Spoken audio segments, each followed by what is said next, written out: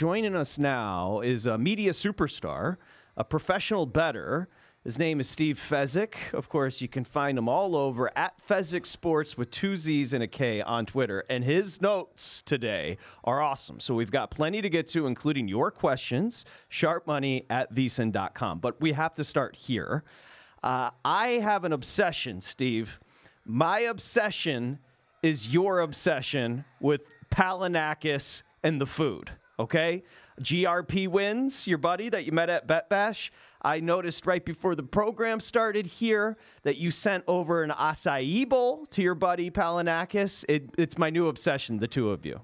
I don't know what an acai bowl is, but I had some fruit and yogurt, so I guess that's what it is. So bottom line, at GRP wins, he sends healthy breakfast, all right? And then it's like healthy if you're like what is the bad cholesterol, the HDL, that like if you're an HDL lover, it's healthy because it's not, ham on the bone with eggs and extra bagels and the such, and hash browns made fresh. So I whenever I'm going to eat healthy, I think I'm going to send a picture of what a healthy meal actually looks like. Yes. Yeah, we love it. We keep it going. Let's just go through your notes here. A free golf round at Wynn. Maybe tell people about a little review. So good. So I have a 7-star at Caesars, and I'm going, and there's a status match at the Wynn. So if you have a 7-star, you walk up, they give you a Wynn Black card. Okay, I can park for free, no resort fees. It's got some nice perks. What's this, Patrick?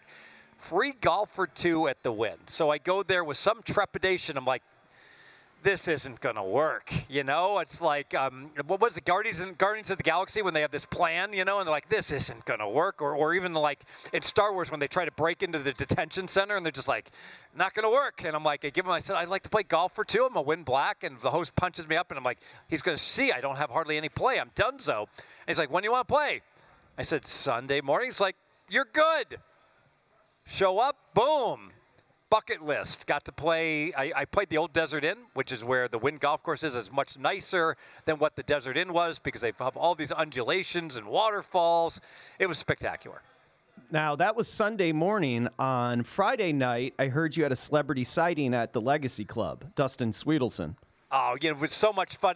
Derek Stevens is fantastic, but Dustin was making the rounds. I think he may have been upset with me because I wasn't checking my phone enough. So he texted me, and I did not reply, and I think he was angry at me. I saw this video that we have here of Fez tweeting out the fireworks from Legacy Club. So I texted, hey, don't go anywhere. I'm coming up with JVT and Samich. We have a whole crew. Don't leave. Want to say hi. But Steve is... You know what? I have to say this is normal.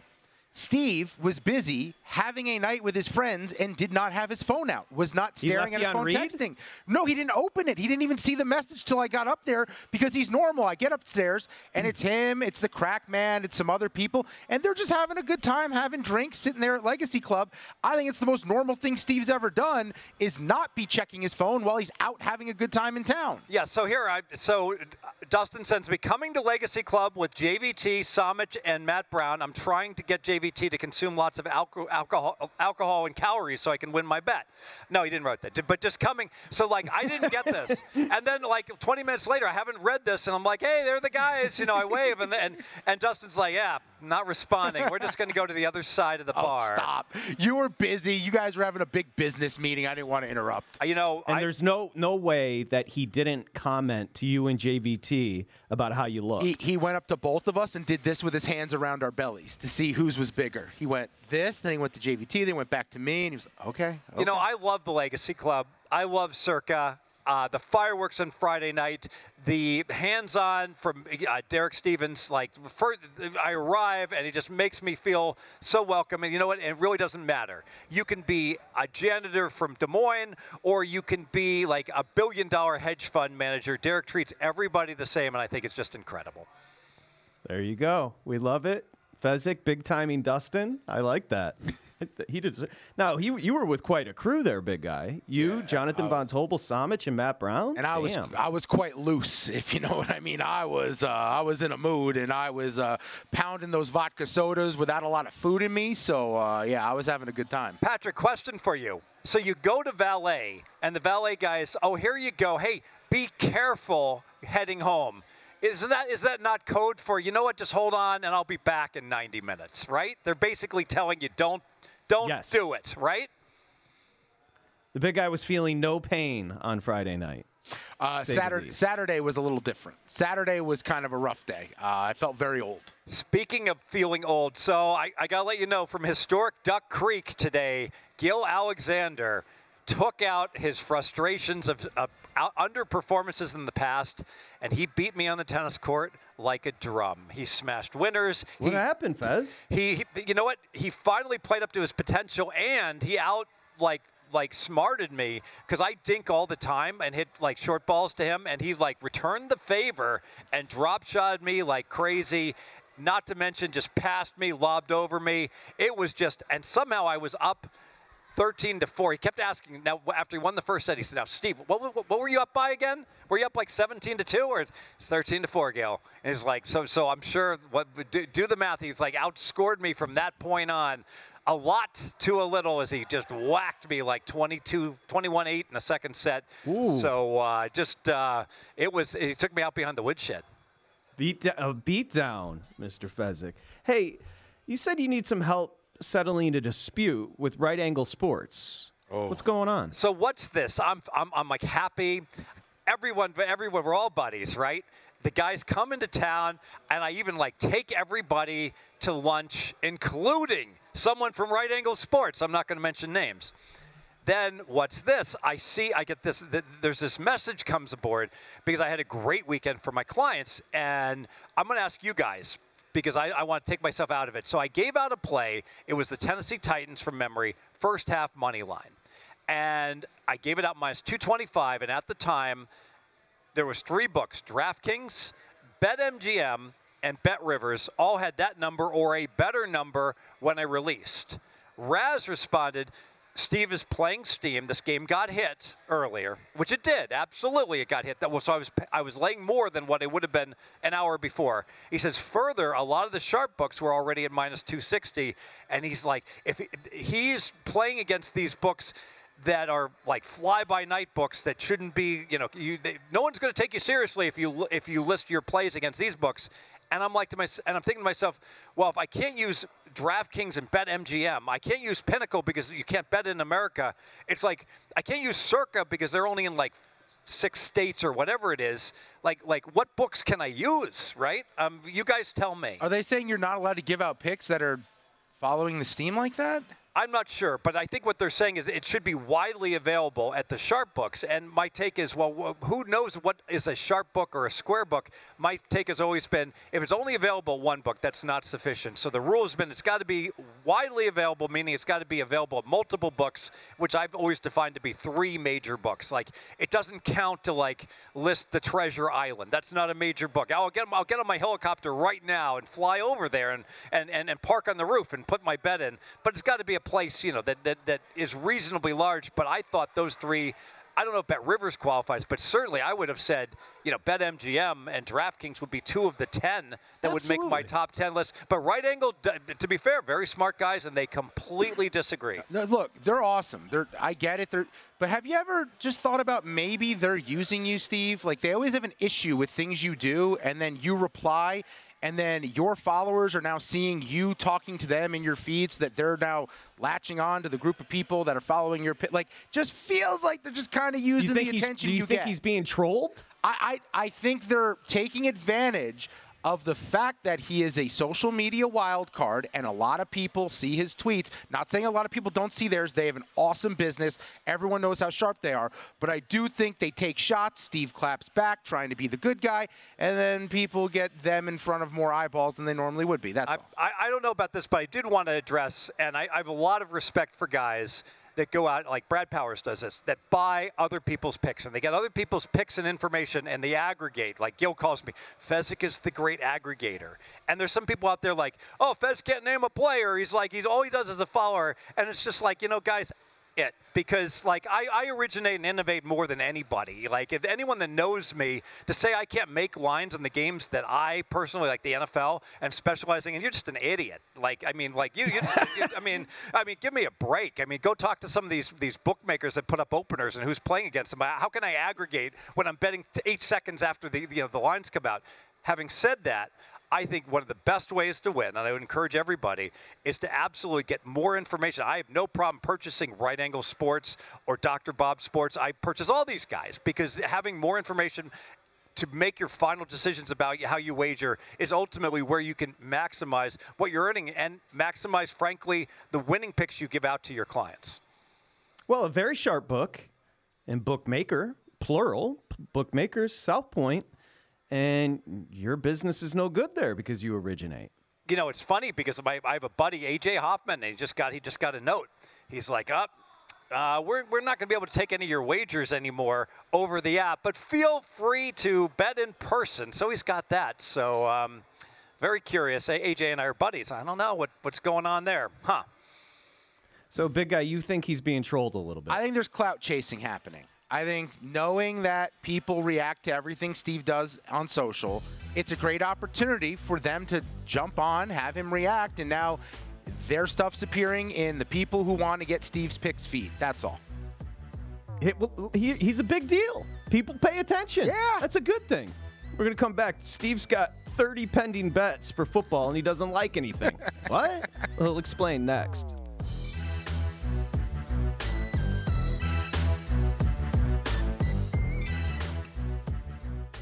You said, let's talk about how I have 30 pending bets for this upcoming football season and how I really don't like anything very much. How is that possible?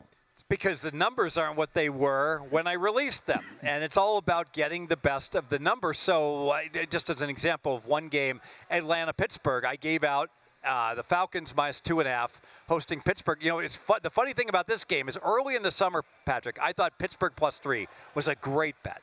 And then I'm watching the preseason, it's like Pittsburgh doesn't have a quarterback. Russell Wilson looks completely shot, and Fields isn't going to play, and if he did, he's no better. And then Atlanta picks up a couple of new starters on defense, and I'm like, well, things have changed. Now I like Atlanta -2.5, but you know what? Now I got to lay 3. And that's a big difference between laying 2.5. And so many of my bets that I made during the summer have just moved so dramatically. And I think if there was one theme we saw, not that these games middled, but like SMU during the summer was like -18.5. And then it closes -28. And I can say in general, and we talk about the 8 of clubs betting method, it is almost never wrong to fade a line move that goes crazy. So a great example is like in the National League, when you look at Rookie of the Year, if you just look at the vagaries of which way the wind's blowing, and Jackson Merrill hits another game-winning home run, and now all of a sudden he becomes the favorite, and now is not the time to be betting on him. You basically want value. So Skeens' next start, it'll probably flip again if Skeens goes crazy. I want to ask you about the line moves with college football, though, because I'm a bit of a donk. You know what I did? I had in my phone a notes with all the games when the openers came out that I loved. And all summer I kept going, okay, hasn't moved. Okay, hasn't moved. All of a sudden, season's creeping up. Week 0 starts to happen. And all the games I like have moved a point or two. And I'm still betting them because I do still like the numbers where we're at. But at what point should I be going, you know what? It's a month out. They haven't moved. I should bet them. Like, when should I be looking to finally get down? I feel like getting down in May and June when they come out is kind of crazy. I don't know. It's difficult. And the reason it's difficult is, like, we'll consult for, like, betting funds. It's you start betting in May, and you're not going to get any of this money back until the earliest, week 0. And I'm like, what's this? I said, Georgia Tech +13. Head to the window. I got one of my bets where it's like it's actually resolved itself, and I'm getting money back in my accounts. I have so much pending, and I'm not alone here, that it becomes difficult where you're like, all right, now I'm only going to bet like really good stuff. I bow to the altar of the closing line value. So the bottom line is sometimes closing line value is meaningless, and the most common time is during standalone games. So like Nevada, SMU. There's only one game going on, and there's a tsunami of money coming in on the favorite SMU. Same thing with the late game, the bailout game with Hawaii. Hey, Delaware State still hasn't made it to the islands, right? They're gonna have to fly through Saskatchewan, I believe, to get there. And so when the narrative is like so overwhelming, and you see like Hawaii go up as a 39.5 point favorite, and then SMU's laying 28.5, and it's just like enough is enough. You know, we know nothing, as Gil likes to say. We know nothing about these teams. We just have ideas, and those ideas could be wrong. And the only way SMU, and I know I'm past posting $80 mandatory fine, the only way that SMU can be laying 28.5 on the road in altitude in Nevada is if SMU is like top 20 and Nevada is like one of the 5 worst teams, which could be, but if they're not, it's the spread is just too high, and ultimately it was. And you said college football summary, when a line moves too much, which is what we're discussing, you said it's almost always correct to play back. I talk to Will Hill all the time about this. APB, always play back. He's got a should have bet more. And I'm like, yeah, should have bet more when the line was SMU minus 19. And now we should always play back Nevada plus 28.5, because the bottom line is it's just rarely wrong. You look at the Pittsburgh Steelers preseason. They're laying 3 against Detroit. Maybe a good bet. Line goes to 7. Take the Lions plus 7. Now, I know there are situations where you have absolute no-shows in games, and like the Broncos won a preseason game by a zillion. I mean, it does happen. And preseason, maybe you can argue it's a little bit of that case. But even the Tennessee Titans got like all this steam, and they barely held on to win the game outright. With the last-second score, it is just so difficult to win when a game moves through all these multiple key numbers. Do you still, because it's been a long tested adage that pros love betting the preseason, has that changed at all for you? I've doubled down. I've tripled down on this. I got to tell you, my buddy, the Hitman, he's like texting me. He's like, I'm 12-2, but I really should be 14-0. You know, as far as like the bad beats that he's getting and the stuff, and it really is. He's maniacal. He is like hypercritical. I got to tell you this. Bet Bash, breaking news. Don't get mad at me, Tom. You're the best.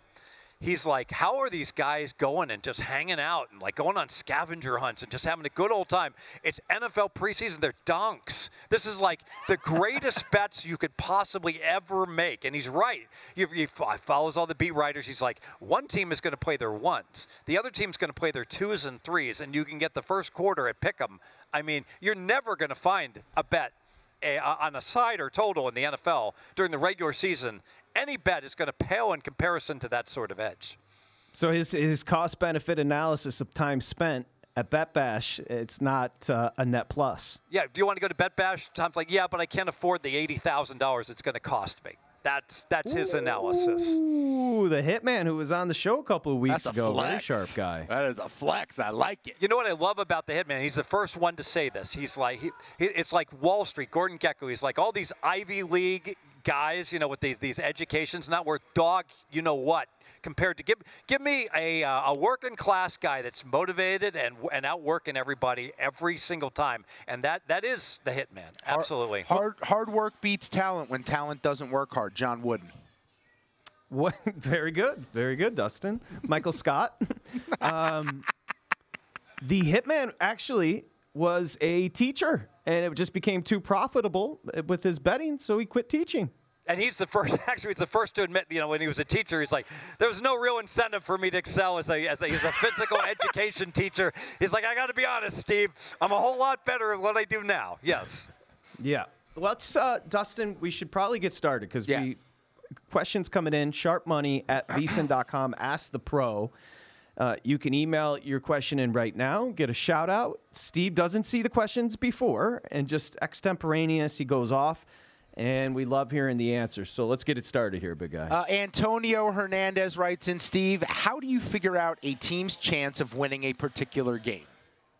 Wow, that's a complicated question. But to answer it, I have power ratings that I give out on each and every team. So let's say one team is rated 5 points better than an average team like the Chiefs, and they're playing a dead average team like the Colts. Neutral site.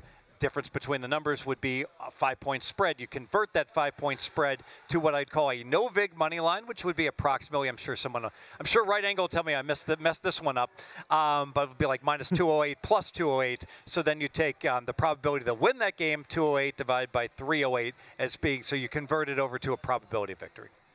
There it is. Easily done. Good job, Steve. Hey, do you have a random thought on the Chargers this year? Great question.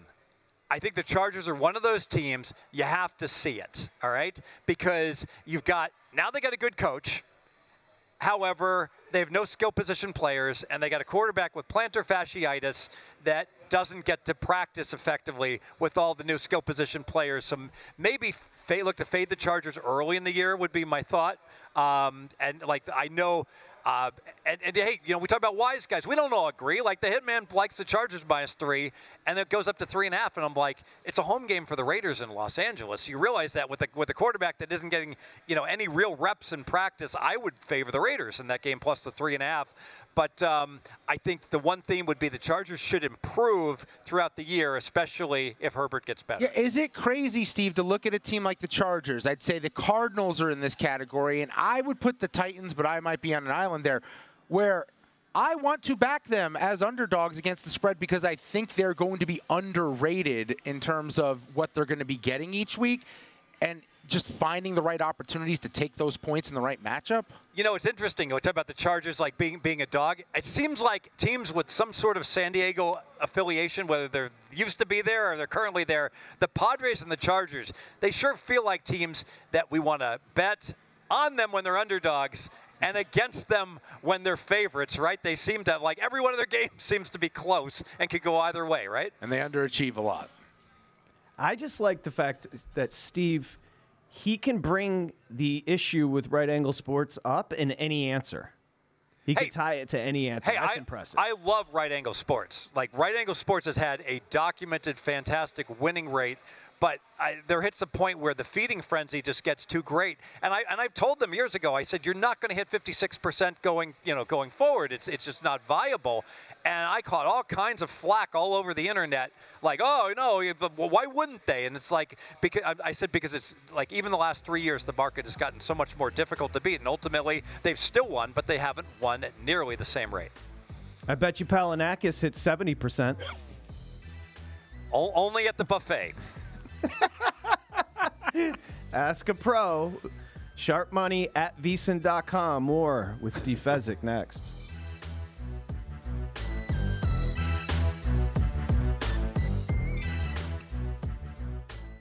Titans are sending quarterback Malik Willis to the Packers in exchange for a 25 7th-round pick.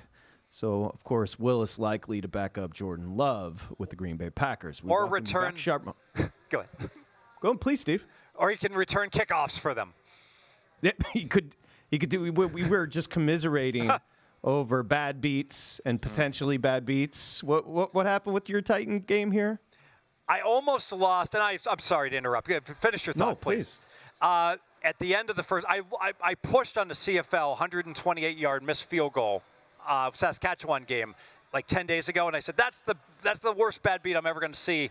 And then Rufus Peabody alerted me. I was golfing at the Wynn. Patrick, he told me that there was a 105-yard missed field goal return, the Titans in the first half, and they were up by 3, and I had the money line, and dude apparently got pushed out at the 1-yard line. So I almost got hit with a 106-yard, another missed field goal return to cost me a big bet.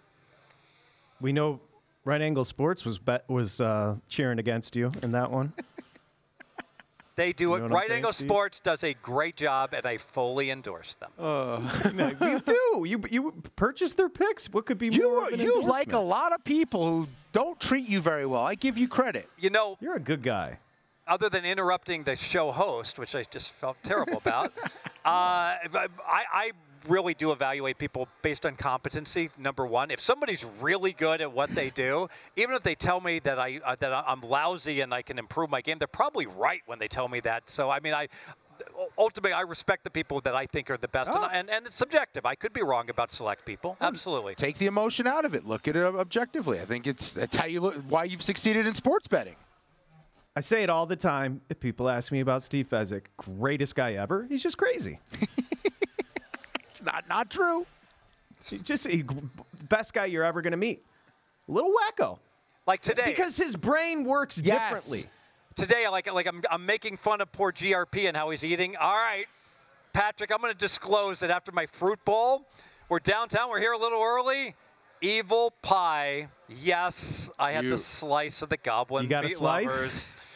Yeah, it was delicious. Yeah. See, he's a wild card. Granola bowl, off to get a slice before his big hit here on Sharp Money. That's Fez. Okay, let's get back to the questions. Ask a pro. Sharpmoney at VSiN.com. Okay, Chase writes in, I got a question for Fez. Is he familiar with Bet Openly? What does he think about it? While the menu is small, I like the player-to-player format with reduced juice. So I'm not familiar with Bet Openly, but when he responds player to player, what is he referring to? Player props? I think you can go, like, someone can say, I like New Mexico 13.5. Someone can say, well, then I like the other side. And you can just go head-to-head on the bet. I love any betting exchanges where people are paying less on the vig and you're matching up bettors together. So I have no I'd have to look at the software, but I love the concept. Yes. Did you enjoy the Traverse over the weekend? Down the stretch with, of course, Fierceness and Torpedo Anna battling it out there in horse racing? So, of course, I followed Torpedo Anna back when she was just called. Yeah. She's a filly, so it's a girl. I asked Samich. I'm on a heater over Samich right now. I'm killing Samich. I hit what was it on Friday? I paid out a lot anyway. It was like a 12-1 win or something like that. Yeah, you won like what, $300 or something? I won like 120 off like $10, but I also won like 600 2 weeks ago off of just betting Mike's picks at Saratoga. I misclicked and bet it at Gulfstream, and it won at Gulfstream. Came in second at Saratoga. So I'm the best. He knows. He was listening. That's why he came in and crushed it. That's said, right. I love it was entertaining. I got Patrick mad at me. So yeah, to summarize.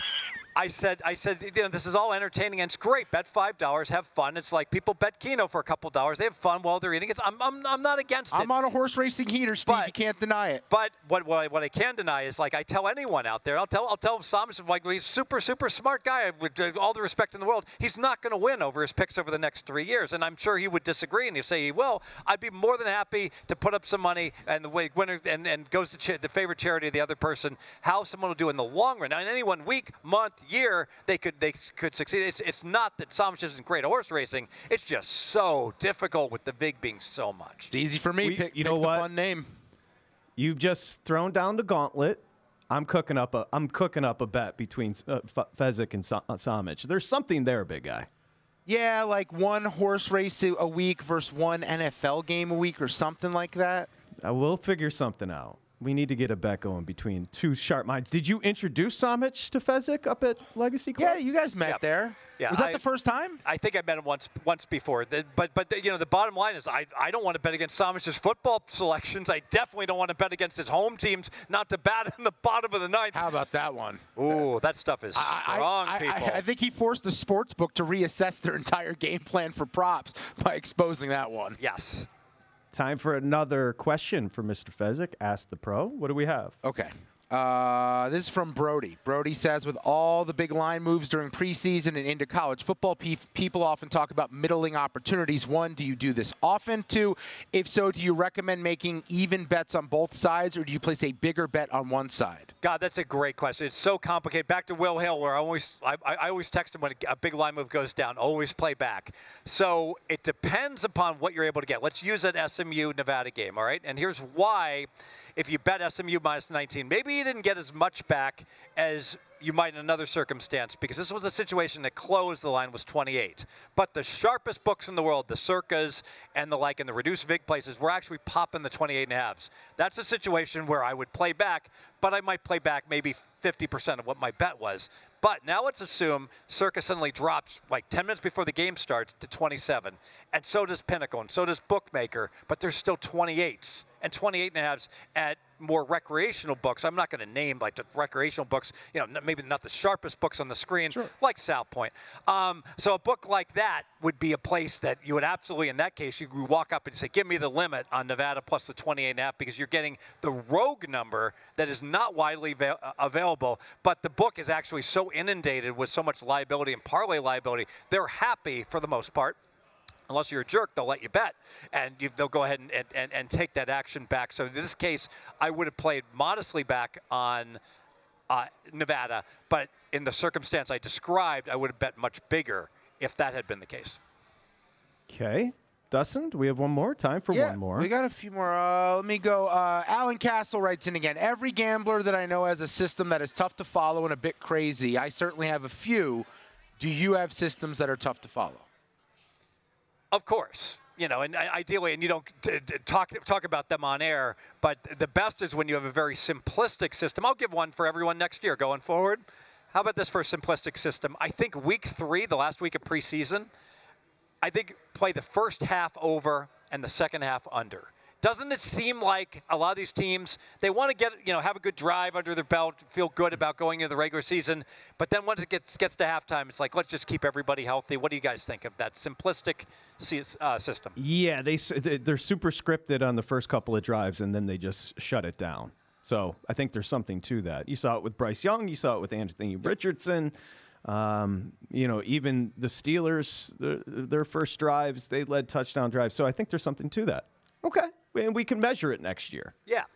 Curious if we have a third week of the preseason next year. I'm old enough. Back in 1973, the Bengals, Kenny Anderson, and the like. You had 14 games and 6 preseason games.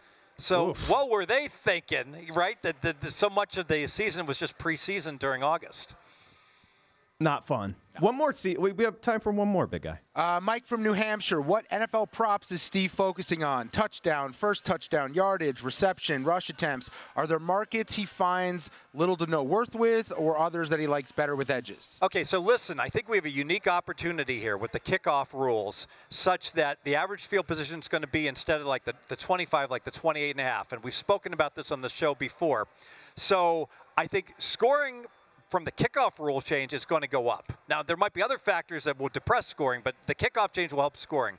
But yardage-wise, it's going to hurt yardage because it's harder to accumulate yards the further you drive down the field condenses. And so because of this, I already like skill position players under for the season. And now when you've got this situation where yardage is going to be a little more of a premium, I think you've got marginal good bets that just became better good bets just from these new kickoff rules. So I would encourage everyone, I'm not going to tell you specific bets, but if you go out there and if you play by example, every skill position player under, you have always won doing that, largely because of the injury risk. But now I think you're going to go ahead and do the injury risk and because of a shortened average yardage in the NFL games. Tremendous performance, as always. Any last thoughts on the way out? The floor is yours. If you buy somebody lunch, you usually don't expect, like, within 2 weeks that you're going to get, like, publicly attacked. So be careful out there, people. If breaking bread isn't what it used to be. It's certainly an interesting industry, Steve. Yes. No, I have no comment. If you have nothing nice to say, don't say anything, correct? Yes. Fezzik Sports. Keep up with all the action.